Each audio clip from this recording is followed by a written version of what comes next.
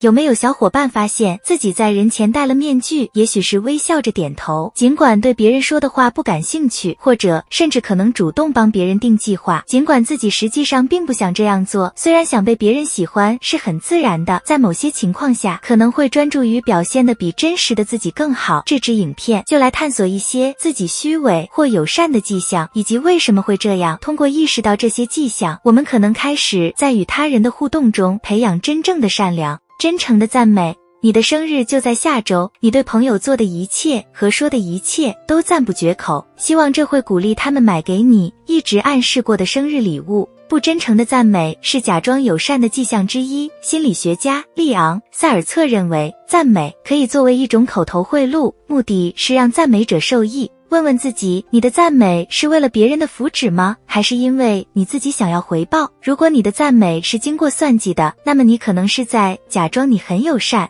无年复互动，当一个人过于随和时，会被认为是在假装友善，这是因为为了取悦他人而牺牲了自己的价值观和信仰。在人际交往中，有人可能不会表达自己的真实想法，而是对每个人都说是，这会导致缺乏真实性。有资质的夫妻和家庭治疗师阿扎埃尔·罗马内利解释说，当一个人想培养有意义的亲密关系时，友善可能会造成更多的伤害。当一个人隐藏自己的感受以避免冲突时，可能会以无年复互动告终。这种关系安全，但缺乏真正的开诚布公和意义。寻求认可，当有人不同意你的观点时，你会感到被拒绝或不那么自信吗？对你来说，意见不合感觉像个人攻击，不被认可会倍感沮丧，让自己认为别人有和自己意见不一致，背着自己的议程。心理学家卡伦·霍尔解释说，这是因为内在被认可的渴望在作祟。然而，被认可并不总是意味着大家都必须同意自己做的或自己信的，它只是表明，无论你的行为或意见如何，都会得到认可。然而，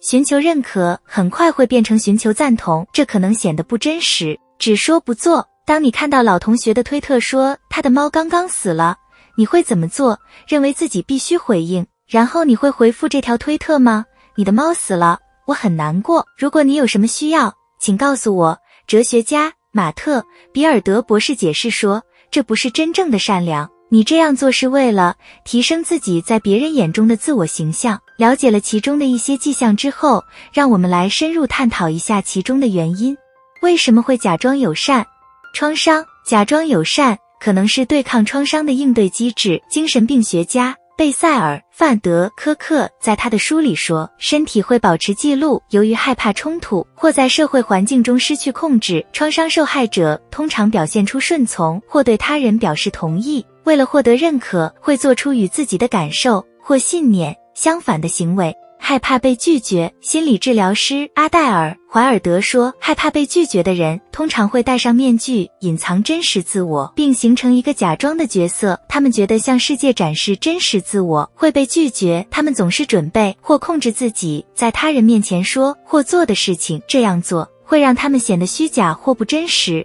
自卑，假装友善的另一个原因是缺乏自尊。研究人员利瑞和科瓦尔斯基注意到，当有人自卑时，他们会更频繁寻求他人的认可，他们更有可能进行诸如假装友善之类的印象管理行为。他们认为过分友好会加强他们的社会关系，使他们免受别人的反对。建立健康而有意义的人际关系，需要对自己诚实和真实。每个人都有可能会与他人建立真正的联系，并通过意识到自己假装友好的迹象，解决潜在的原因，而过上更令人满意的生活。如果大家觉得这支影片有帮助，请点赞、订阅并分享给自己爱的人。永远记住，你很重要。